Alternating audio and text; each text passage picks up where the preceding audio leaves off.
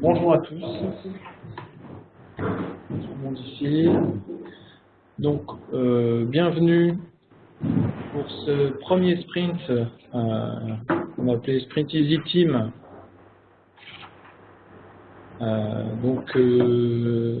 Qui va rassembler en fait les sprints qui seront sur Easy Mesure en priorité, mais on sait qu'on aura aussi des sprints qui vont être consacrés un petit peu à EasyParse, un petit peu à ANG.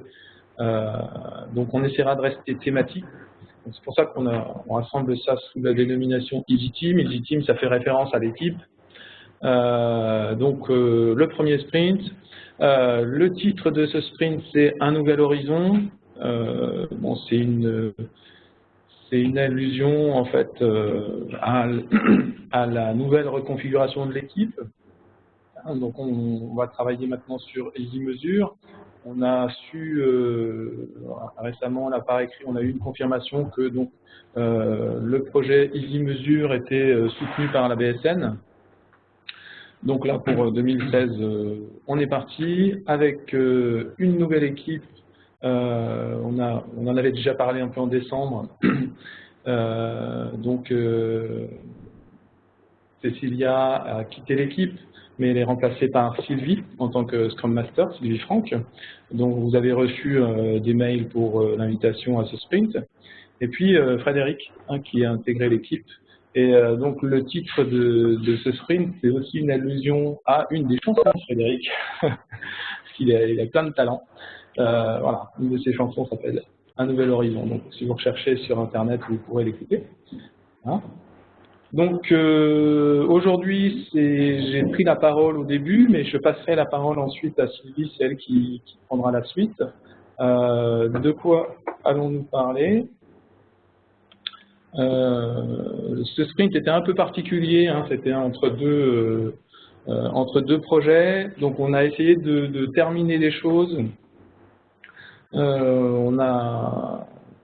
Donc je vais vous parler du travail courant qu'on a continué à faire sur les parseurs rapidement.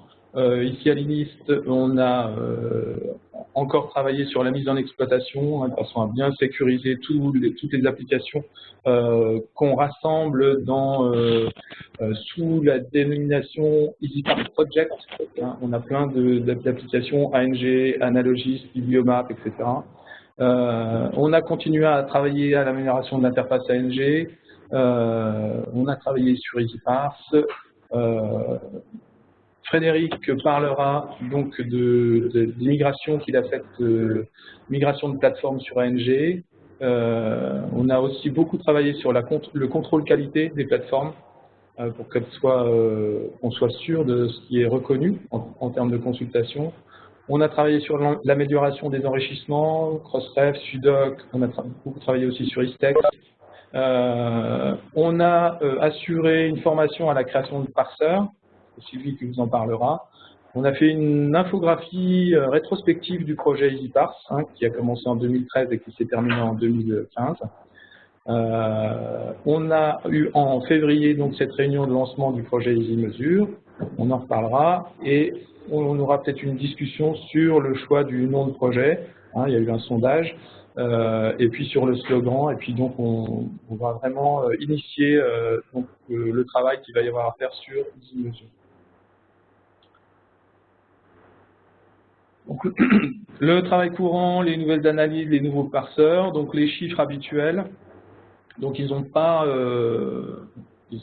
évolué énormément. On a un peu plus de parseurs disponibles, mais en termes globaux, en termes de pourcentage, on reste stable. Un petit détail sur la mise en exploitation au niveau INIST. Donc on a en fait des URL qui permettent d'accéder au niveau national sur les applications, donc que ce soit EasyParse, que ce soit Analogist, on distingue de ANG qui est l'interface qui permet de saisir les analyses de plateforme. Et puis donc on a Bibliomap et Bibliolog qui sont Bibliomap, notre démonstrateur d'EasyParse, Et puis Bibliologue, qui est notre outil qui permet de voir vraiment dans le détail les analyses, les événements de consultation qui sont reconnus au niveau des plateformes. Et en parallèle de ces applications, on a en fait ce qu'on appelle la pré-production. Donc à chaque fois, on a une application doublon qui nous permet de faire les tests et qui nous permet de vérifier avant de mettre en production que tout fonctionne bien. Donc ça, c'était, il y avait pas mal de ménage à faire au niveau des machines, etc., des URL. Donc on a fait un gros travail avec Fabien ici au niveau INIST et puis Patrice. Donc ça contribue de la stabilité de tous ces développements. Au niveau de l'amélioration de l'interface ANG, donc là je te passais la parole peut-être. Donc Yannick va vous dire ce qu'il a fait.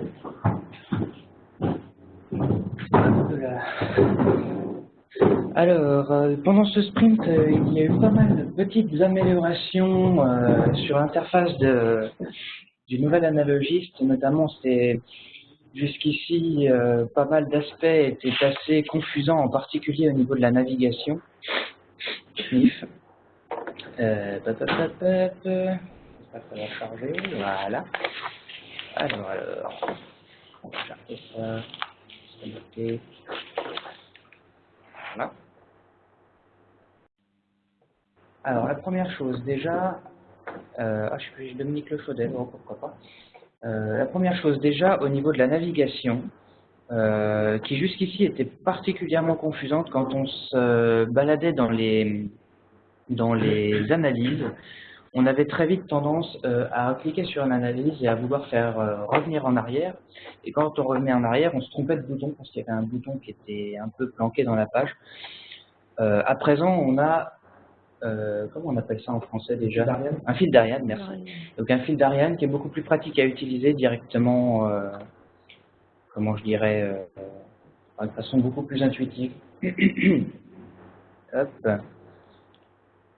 Également, en cas de retour à la liste des plateformes, alors qu'on a déjà des changements en cours, par exemple là si je mets un article au lieu du TOC pour la consultation de revue, TOC, ici, revenir en arrière ne va plus ne va plus faire redémarrer les analyses à zéro.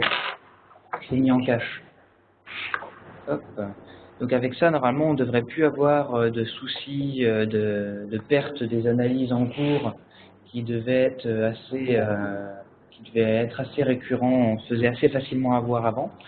Sachant qu'en plus de ceci, si jamais il y a des analyses en cours et qu'on essaie de quitter la page ou de l'actualiser, on a maintenant une confirmation qui nous dit qu'il y a des analyses et qu'elles seront perdues.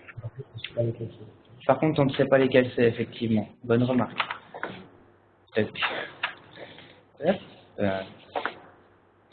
Ensuite, maintenant, il est possible de changer le nom de la plateforme, non plus depuis la carte Trello, mais directement depuis Analogist. Ici. Voilà. Petit changement. Vous aurez remarqué, bien sûr, l'arrivée des avatars. Les avatars, c'est beaucoup plus funky que les noms en texte qu'il y avait jusqu'ici. Pardon? Oh, mais c'est très bien avec ton casque de vélo. Hein. Donc, voilà. Autre changement intéressant, au niveau des analyses ici, il est possible à présent de changer l'ordre en les glissant, en faisant un glisser-déposer de cette manière, tout simplement.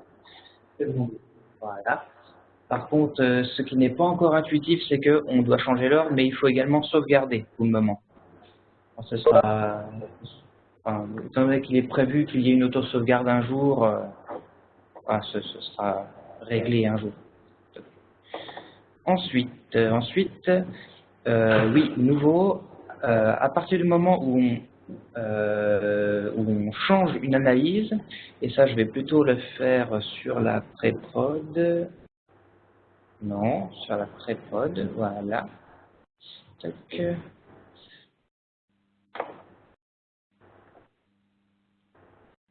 Si ça veut bien démarrer. Donc je disais, à partir du moment où on change une analyse, on va être ajouté automatiquement comme membre sur la carte Trello. On va y arriver. Ça, j'aimerais bien m'en débarrasser. Ça. Tac. Voilà, c'est mieux. Voilà. Hop. Voilà. Ce qui fait qu'on va pouvoir plus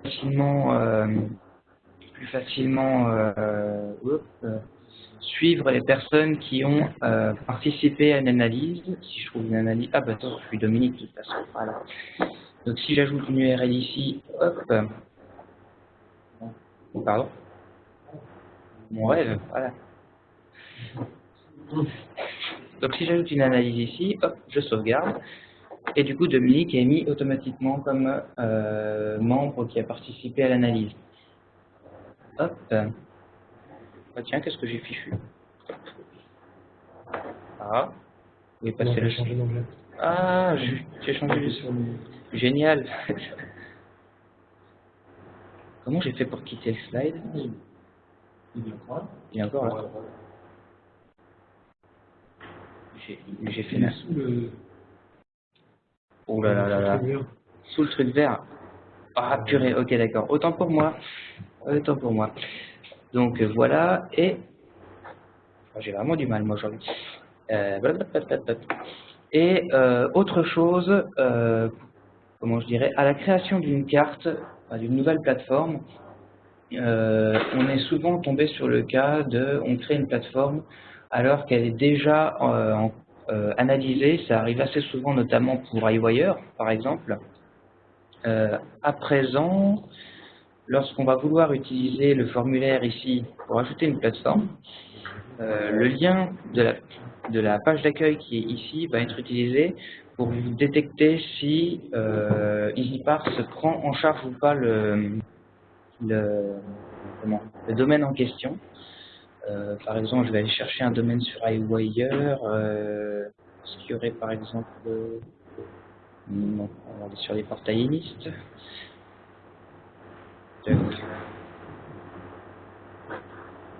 Portail. iWire ou autre d'ailleurs, tiens, Nature par exemple. Pom pom pom. Et de toute façon, ça doit être dedans. Hop. Voilà. Bon, il nous prévient si jamais il y a un suffixe de proxy. Toc. Voilà. Et dans le cas où c'est déjà utilisé, on aura un petit message pour nous dire attention, il y a déjà quelque chose qui est en charge. Enfin, le domaine est déjà pris en charge. Et avec un petit lien pour vous envoyer vers la carte Trello qui va bien, si jamais.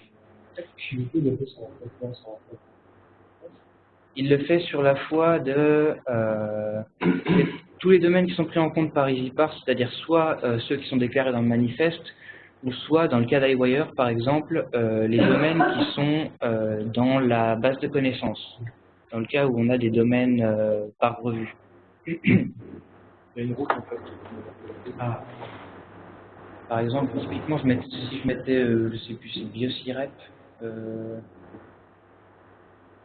oui, enfin, un domaine qui est pris en compte par iWire, j'aurai iWire ici.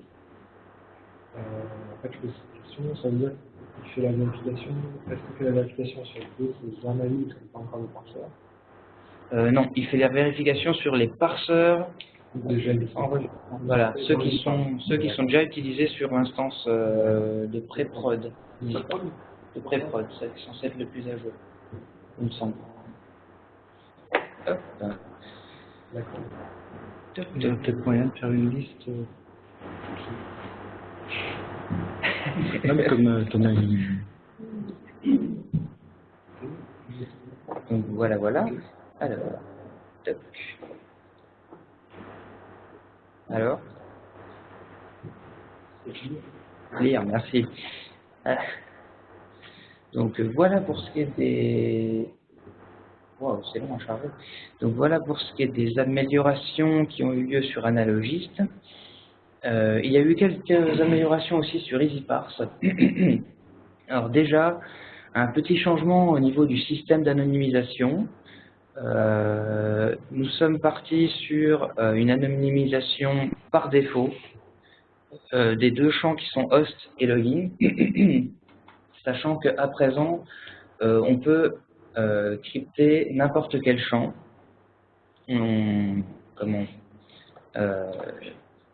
Pardon? Ok. Donc ça sera, comment je dirais, ah mince, c'est vrai que c'est pas à jour sur la, sur la pré-prod peut-être, on va voir. Top. Donc on a rajouté ça, ce n'était pas encore disponible sur l'interface web d'EasyParse. À présent, il y aura un champ dans les paramètres, s'il est déjà à jour, non il n'est pas encore à jour, eh bien peu importe, on va faire ça pendant que je parlerai du reste. Et donc, d'accord. Ah. Et donc, au niveau du renforcement du système de cryptage, une clé différente est utilisée pour le cryptage pour chaque traitement, ce qui fait que quand on crypte un champ de type host ou login, ils ne sont plus comparables entre les traitements aussi. Donc, autre amélioration, on s'est rendu compte que EasyParse utilise la première ligne du fichier de log pour détecter si le format est bon ou non. Et donc, quand la première ligne ne correspondait pas, il a envoyé une erreur pour dire que le format était inconnu. Sauf qu'on se rend compte que dans les faits, il peut arriver parfois que la première ligne, pile la première ligne, est un problème. Sur des gros volumes de données, ça peut arriver. Donc, on a changé le comportement pour que ce soit les N premières lignes qui soient utilisées pour vérifier le format. Donc, en l'occurrence, par défaut, c'est les 10 premières lignes. Et si jamais les 10 premières lignes ne correspondent pas, là, on aura une erreur pour format inconnu. Donc ensuite, on a réglé un souci justement avec cette erreur de format inconnu. C'est-à-dire que quand on avait un format inconnu sur un traitement fait côté navigateur, le traitement était marqué comme la barre était verte, marqué traitement terminé, il n'y avait pas d'erreur qui était visible en tout cas, à moins d'aller dans le rapport. Et donc ça a été réglé.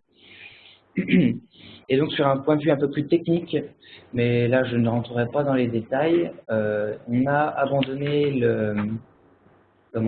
l'utilisation du dépôt GitHub où on mettait toutes nos librairies pour des soucis notamment de synchronisation. Certaines personnes avaient des problèmes au niveau de la première installation d'EasyParse, souvent à cause de ces librairies qui étaient un peu ennuyantes à synchroniser. Donc on a abandonné ça.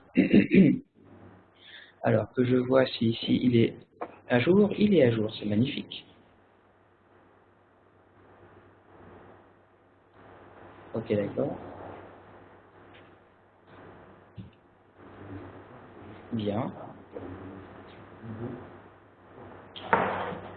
Ok, d'accord, super.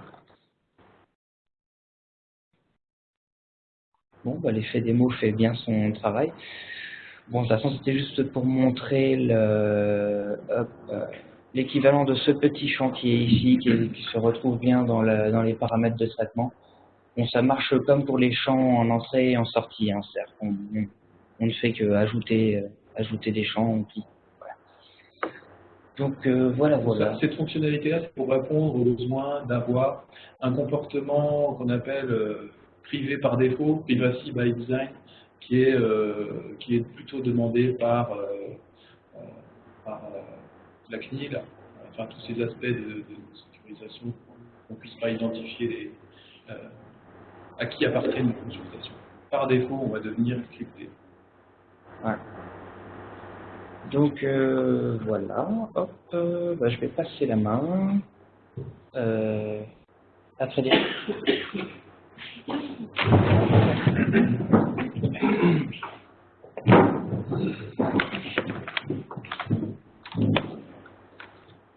va faire le point sur les migrations qui ont été faites.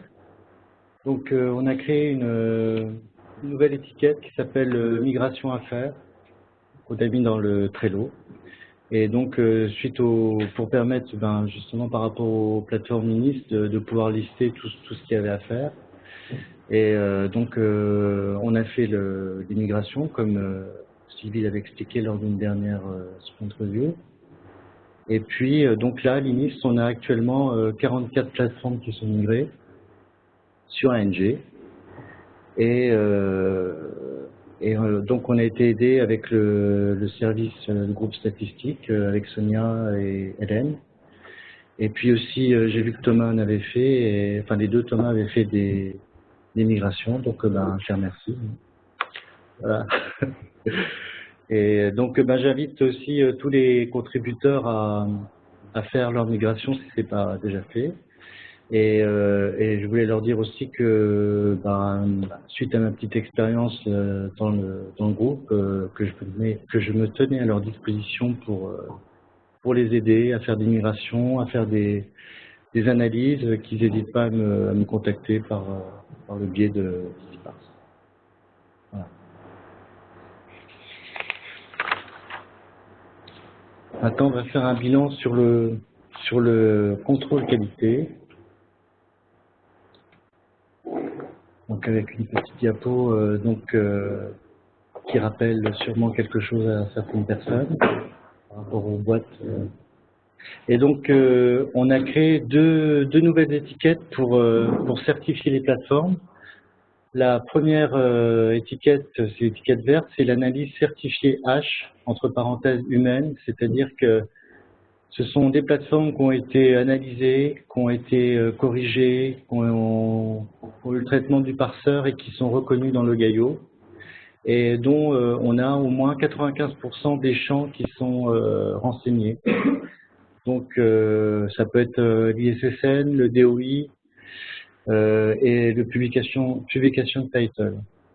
Donc en tête de liste, on a mis un exemple pour le portail Bibliovie pour l'année 2015 avec 2 656 000 EC pour des articles HTML et PDF. Donc on voit que les grosses plateformes comme Elsevier sont pratiquement à 100%, aussi bien dans les ISSN, dans les titres, qu'avec le PII qui ramène un DOI. Et on a aussi d'autres plateformes comme ACS, Taylor et Francis, enfin il y a beaucoup de plateformes qui sont à 100%, aussi bien dans le DOI renseigné dans les champs que le retour de Crossref pour l'ISSN et le Publication Title. Donc j'ai mis aussi Nature Publishing Group, même s'ils sont à 93% de DOI qui ramènent un ISSN, parce qu'au niveau de la PKB, ils ramènent 100% d'ISSN. Donc, voilà. Mais il y a aussi d'autres plateformes qui n'ont pas de DOI, comme par exemple iWire, qui est vraiment un gros agrégateur de plateformes, eux qui ramènent 99% d'ISSN dans les champs et 100% de titres. Voilà. Il y a d'autres, je peux vous citer d'autres plateformes encore. Sur les bio-SHS, il y a Kern qui ramène 98% de titres et 97% d'ISSN. Projet Muse, 99%. Érudit, 99% de titres et il y a un DOI qui ramène 97% d'ISSN. Voilà. EDP Science, 100% d'ISSN. Donc en tout, on a 24 plateformes sur 44 qui sont conformes à cette certification de 95% de champs renseignés. Et la prochaine étape, ça sera l'analyse certifiée éditeur. Et là, c'est en cours actuellement avec le groupe statistique. On va comparer les EC avec les stat éditeurs pour avoir un minimum de 5% d'écart entre les stat éditeurs et les plateformes. Juste pour préciser, pour ceux qui ne sont pas trop familiers, Bibliologue, c'est un outil qui permet de se connecter à la fois sur la plateforme, enfin l'éditeur, et puis d'avoir dans un autre écran de voir les consultations, ses propres consultations. Et donc, quand on clique sur la plateforme éditeur, on voit qu'on consulte un article en PDF, on le voit passer. Et donc, c'est vraiment une garantie que EasyParse identifie bien les consultations. Donc voilà pour le contrôle qualité. Donc bien entendu, là on fait régulièrement tourner des années de C parce qu'on a fait quand même des corrections entre temps. Yannick a beaucoup revu les parseurs aussi pour les mettre bien au propre. Donc on refait tourner les années 2014 et 2015 et puis ça évolue. Les chiffres en général augmentent au niveau des EC. On récupère des choses qu'on n'avait pas les dernières fois. Voilà. Maintenant, on va passer à la petite étude qu'on a fait sur le PPN. Donc, voilà, le contexte, c'est que, en fait, on s'est rendu compte que les lignes de log utilisées pour produire les EC contiennent très peu d'informations bibliographiques, mais la plupart du temps, ce sont des identifiants. Voilà. Donc, l'enrichissement à partir des identifiants est déjà disponible dans EasyParse via Crossref et Elsevier. Et on se rend compte que ces informations bibliographiques sont utiles pour rendre les rapports produits lisibles. Donc les identifiants déjà utilisés pour enrichir les EC via des API sont le DOI, hein, qui est quand même l'identifiant qui ramène le plus d'informations au niveau article, le PII de Elsevier, et aussi l'identifiant HAL. C'est les rapports des archives ouvertes. On aurait pu utiliser l'ISBN et l'ISSN en interrogeant ISSN.org, mais c'est soumis à abonnement. Donc on a essayé de se tourner vers l'API de l'ABES, le SUDOC, pour interroger et obtenir un PPN. Donc, qu'est-ce qu'un PPN, hein? C'est l'identifiant du SUDOC pour une notice bibliographique. Et le PPN est composé de 9 caractères. Donc, je pense qu'il y a pas mal de gens qui connaissent. Le PPN peut être considéré comme une métadonnée bibliographique de par son usage dans les SIGB et sa présence pourrait être un apport pour les gestionnaires de DocELEC. Le PPN peut être généré à partir d'un ISSN, d'un EISSN, d'un ISBN, etc. Donc c'est en fonction de ces ressources. Donc on a découvert le service web du SUDOC qui permet de faire une conversion entre l'ISSN vers un PPN. Donc cette petite query, ça va parler à Yannick, hein, c'est du JSON, donc pour interroger le SUDOC. Alors dans EasyParse, on a mis cette fonctionnalité dans EasyParse, et donc dans les prédéfinis, on coche la case enregistrement automatique. Et on voit les headers qui contiennent les Crossref, Elsevier et maintenant SUDOC. Donc Yannick et Dominique ont mis en place un petit programme pour interroger l'API du SUDOC. Et voilà ce qu'on obtient dans les EC. On a fait un test sur la plateforme SenseDirect. Donc on a une nouvelle colonne avec les PPN. Donc à noter qu'il y a une seule colonne PPN et qui correspond à l'ISSN papier, à savoir que pour Elsevier, 80% de la plateforme sont renseignés par des ISSN papier. Donc voilà. Alors on a pris un exemple de ce PPN où il n'y a pas de DOI, donc on a juste cette info-là. Donc le voilà, je l'ai mis en gros parce qu'on ne voit pas très bien sur la capture d'écran. Et avec ce PPN, on peut interroger en fait plusieurs services. Donc les services en ligne, notamment pour obtenir une notice bibliographique en HTML, on peut obtenir des métadonnées en XML et aussi utiliser le service des méta-revues qui permet de lister en fait un historique d'une revue notamment quand il y a des changements de titre, quand il y a des autres supports. On voit que pour le titre qui était précédemment dans le tableau, donc ce titre-là, hein, que j'arrive pas à lire, donc Journal of Quantitative Spectrology ah oui, pardon. Donc pourtant j'ai changé de lunettes, mais ça n'a pas suffi. Donc on voit qu'il y a deux versions, il y a la version papier et la version online. Donc avec les deux ISSN correspondants, qui ne sont pas indiqués dans la plateforme LZV. Donc l'utilisation, je vous ai mis plusieurs liens, si ça intéresse les personnes, pour aller regarder comment ça fonctionne. Donc les liens pour voir la notice, les métadonnées et puis le service de métarevue. Donc on se rend compte aussi, quand on va voir les listes de licences nationales, que le PPN figure sur toutes les listes des éditeurs et que bon, plus généralement, le PPN est utilisé par les centres de documentation et les bibliothèques universitaires pour le prêt ou le PEB. Alors à la fin, on s'est posé la question quelle pouvait être l'utilité du PPN dans les EC. Donc j'ai envoyé un questionnaire aux contributeurs pour leur demander leur avis. Donc j'ai eu quelques réponses, hein, notamment de Thomas, avec qui j'ai discuté. Donc je vous ai mis seulement quelques réponses, parce qu'on attend des réponses encore prochainement.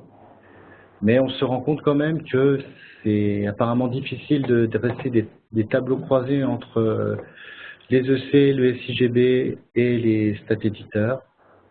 Une personne m'a répondu que ça pouvait servir éventuellement pour faire un lien entre la consultation des ressources électroniques et le prêt. Donc ça dépend des utilisateurs en fait. Et puis Thomas m'a dit que ça pourrait servir pour la gestion des e-books en achat pérenne. C'est vrai que les revues électroniques qui sont cataloguées sur Sudoc, en fait, sont assez peu nombreuses. Ouais. Les revues en ligne présentes sur le Sudoc sont assez peu nombreuses en proportion. On a quand même testé avec Sylvie. On a testé sur la PS Revue de 17 000 titres, on avait quand même obtenu 10 000 ppn, qui correspond à peu près à 60% avec les listes licences fonctionnelles. Donc après, chaque utilisateur, moi je les invite à me répondre et à me donner leur avis et leurs commentaires sur leur utilisation. Et puis on en tiendra compte aussi. De toute manière, cette fonctionnalité est un ajout supplémentaire pour permettre éventuellement d'avoir des informations bibliographiques dans les EC. Voilà. Je vais laisser la parole à Sylvie pour l'information. Juste pour revenir redire ce que c'est sur la dernière ligne, là, les ED. Les stat-éditeurs. Ah, ok. Oui, c'est les EC, des SIGB et stat-éditeurs. J'avais mentionné les e-books, parce que je ne sais pas si vous avez entendu parler du projet Cercle, qui est un projet de catalogage partagé de books. On devrait avoir beaucoup de books. C'est des corpus de notices qui sont repris par des... C'est vrai que ma remarque sur les revues, votre expérimentation est évidemment plus concluante que ce que j'aurais pu croire. C'est bien. Je laisse la parole à Sylvie. Donc moi, je vais vous parler des actions de communication, des réunions qui ont été réalisées donc, durant ce sprint. Donc la formation à la création de parseurs, le 1er mars, nous avons donc réalisé à l'UNIS une formation pour apprendre à écrire des parseurs. Donc le matin était basé sur la théorie. Dominique et Abdel nous ont fait un rappel sur du PAR, sur des analyses de parseurs. Enfin, vous avez donc le programme à l'écran. Et l'après-midi, c'était consacré donc à la pratique, donc, de l'écriture d'un parseur jusqu'à pousser sur le dépôt central les nouveaux parseurs qui ont été réalisés.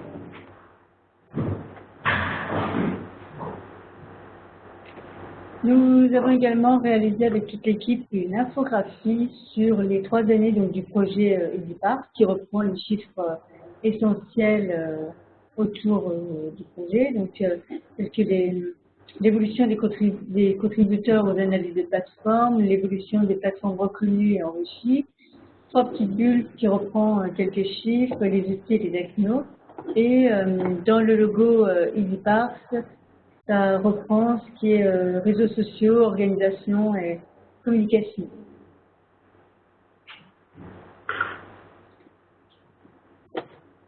Sinon, le 1er février, nous avons eu la réunion de lancement du projet EasyMesure.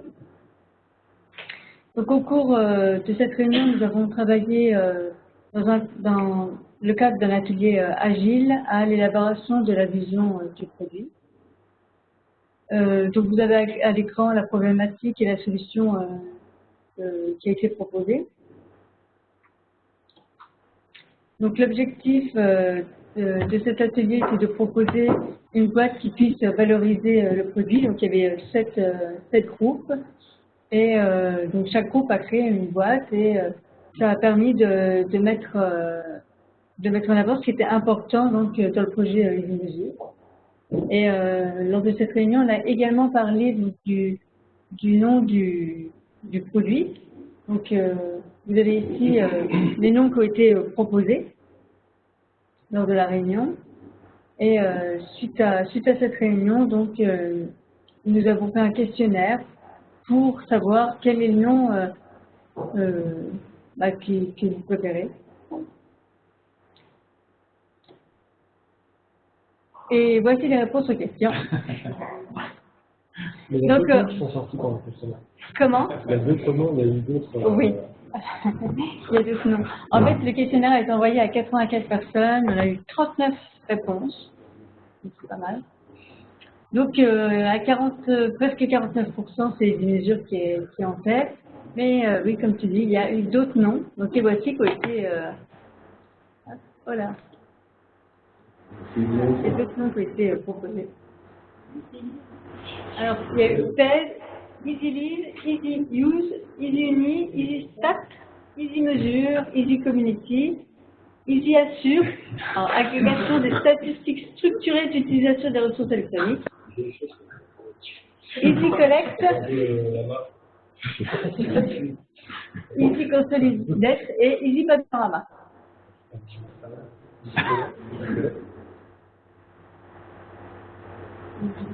Bon, après, sur le choix du nom, ça a quand même des conséquences. On ne pourra pas se permettre de changer pendant le projet. C'est des choses qu'on utilise pour nommer des machines, pour nommer des traitements. C'est-à-dire qu'à moins d'une pression, une grosse pression, d'un gros mouvement. Tu le montes un mouvement de Voilà. Je crois que là.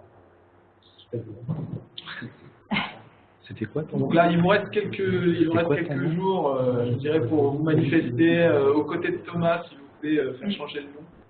C'est vrai qu'EasyMesure, ça peut mener à confusion avec le projet Mesure, et je pense qu'il faut qu'on... Et on peut envisager que des projets. Voilà. Les idées qui sont en bas là sont très bonnes. EasyConsolidate, je suis pas très fan, mais EasyCollect et EasyPanorama, c'est pas mal. Mais elles sont venues un peu tard pour que les gens puissent voter dessus. Ouais. Alors, ça reste open. Hein. On peut organiser encore un sondage, mais ça sera sur une très courte période. Les slogans également, il y a eu des slogans qui ont été proposés dans les autres, qui n'étaient pas dans... Pour les slogans, donc ça c'est les slogans qui ont été proposés lors de la réunion. Donc là, à plus de 51%, le slogan préféré c'est agréger, comparer, visualiser, valoriser. Mais oui, comme tu dis, il y a eu également d'autres slogans proposés. Alors, il y a eu Share Your Data, je sais pas si c'est ça. Share and Compare Your Log, en écho du slogan d'EasyPark Compute Your Log. Vos statistiques d'usage de la documentation électronique en un clic et évaluer les consultations de vos ressources électroniques. Vos ressources électroniques sont-elles consultées? Combien par clic? Pas tout le monde.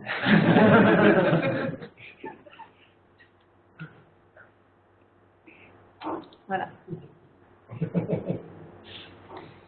Sinon, nous avons également créé un Trello Easy Mesure.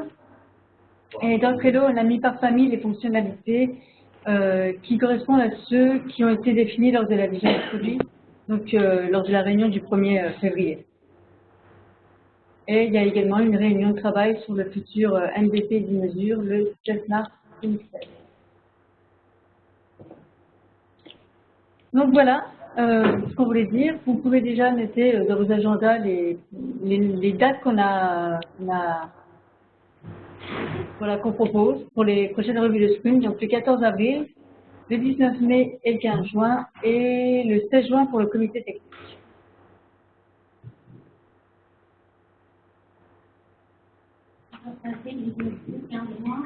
Et 16 juin pour le comité technique.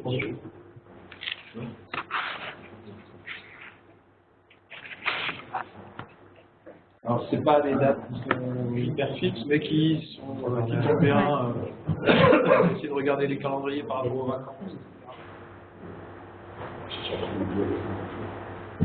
Voilà. Vous avez des questions? Oui,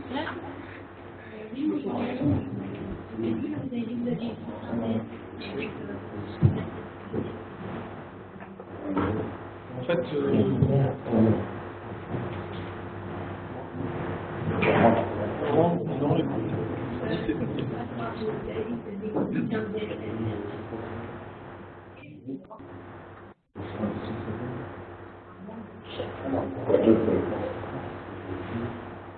ah non,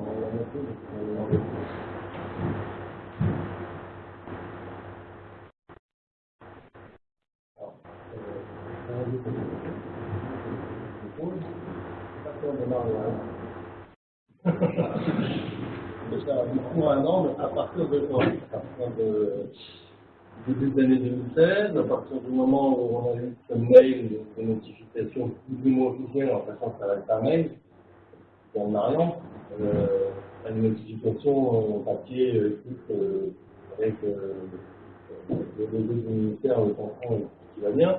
Donc, je ne sais pas quand va démarrer cette année. Enfin, pour eux, dans leur esprit. Jusqu'à la fin de l'année 2016, à minima, on a le financement, voire même à ce coup, je pense que par exemple, ça va démarrer par ça, c'est en mars.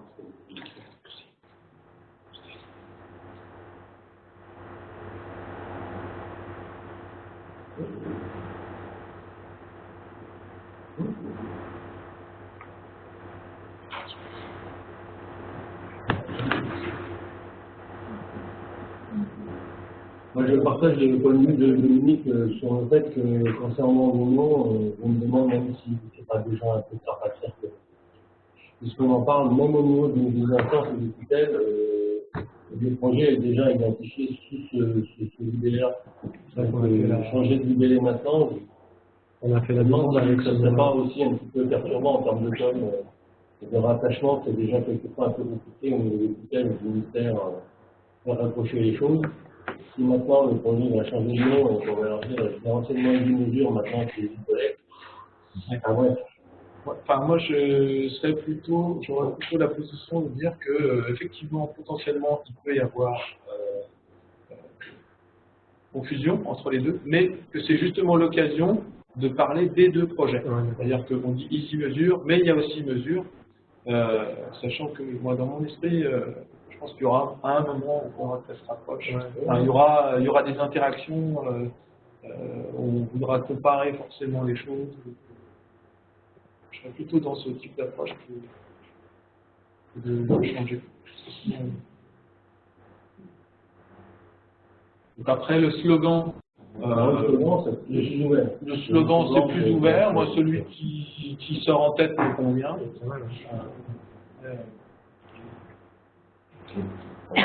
Il y en a même dans ceux qui sont dans la chose. C'est vraiment quantitatif. Alors, je rajoute aussi, je sais pas s'il y a des remarqué que c'est un peu particulier, qu'on a fait beaucoup disperser. On n'a pas parlé de tout. On a fait une étude sur ITEX dont on l'a juste évoqué au début. On en reparlera sûrement dans un sprint suivant. On a pas mal travaillé sur la production de sprint.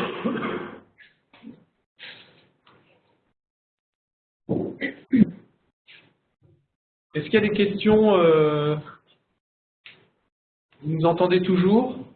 Les gens qui sont connectés à distance? Oui, oui. Vous avez des questions? C'était clair? Il n'y a pas eu de problème de connexion? Non, pas de souci. Allô? Oui, je suis Claire de Limoges.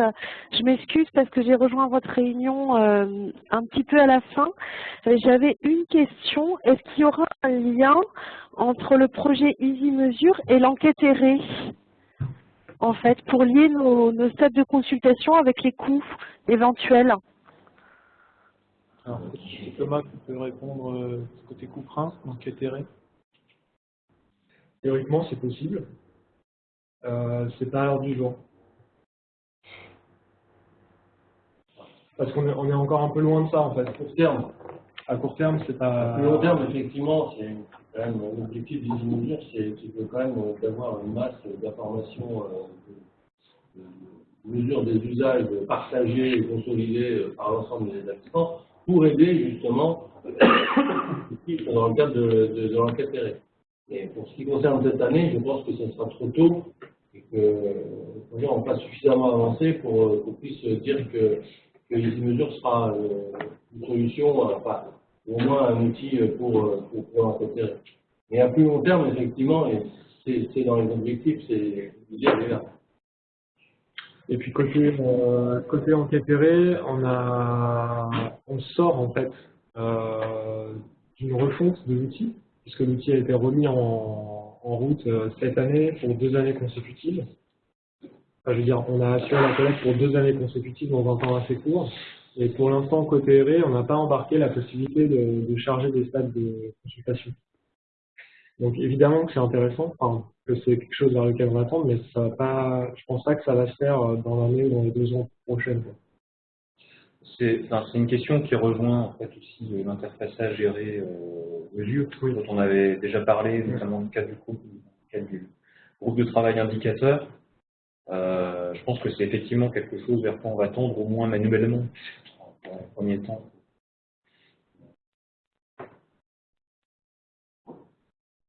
Mais c'est vrai que pour l'instant, RE, c'est vraiment concentré sur la collecte des coûts et pas encore sur le reste.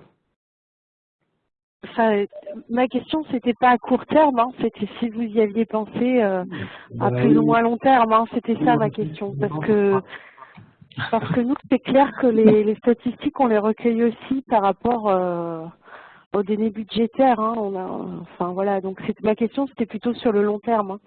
Oui, bah, sur le long terme, la réponse est oui. Mais sur un long terme, je pense que c'est un long terme à plusieurs années. D'accord, bon, ben, c'était le sens de ma question. Donc, voilà. Après, je sais pas, nous, on devait faire partie donc des établissements. Je m'excuse auprès de vous tous parce qu'on n'a pas pu venir le 1er février, ni mon informaticien ni moi-même, et on est en train de finaliser notre installation d'EasyPars. On a un petit peu de mal, j'avoue, mais on va bien finir par y arriver. Mais bon, on est toujours volontaire pour avancer dans ce projet, hein, en tout cas. Voilà. Est-ce que vous avez besoin d'aide pour la finalisation de l'installation?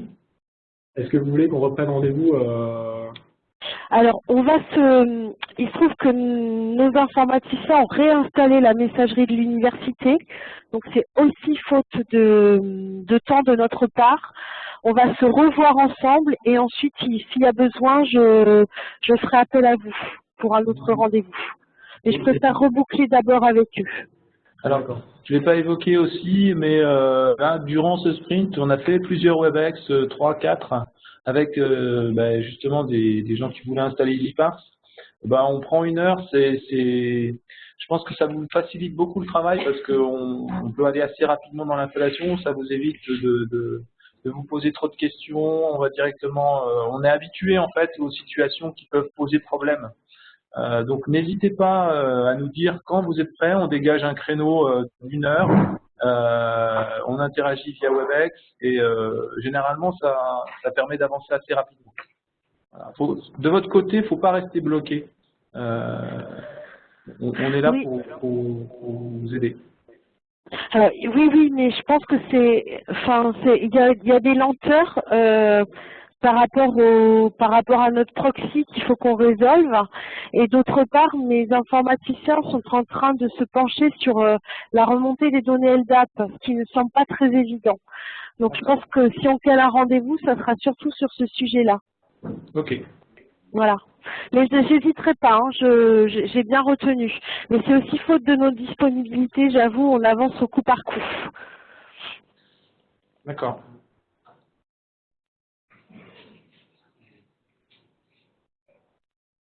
D'autres questions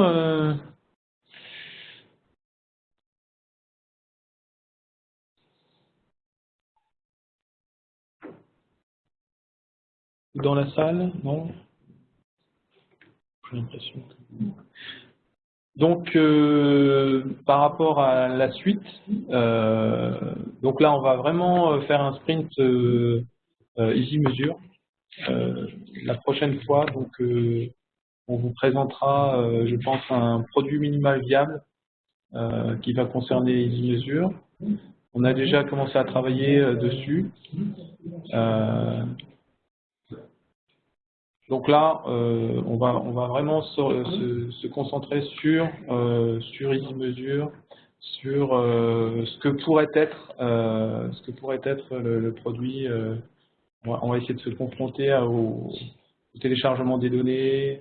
On va prendre un cas d'usage qui nous concerne, donc finiste, en essayant de se mettre dans la situation d'un utilisateur lambda.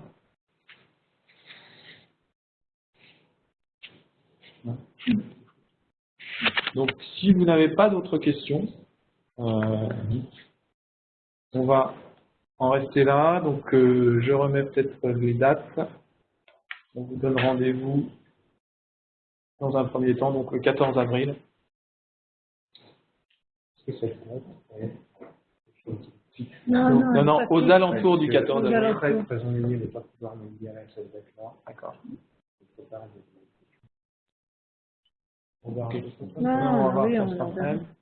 Donc, n'hésitez pas aussi, si vous avez des questions qui vous viennent après, n'hésitez pas à utiliser les listes, contribute ou user, et on vous répondra. Sinon, merci à tous.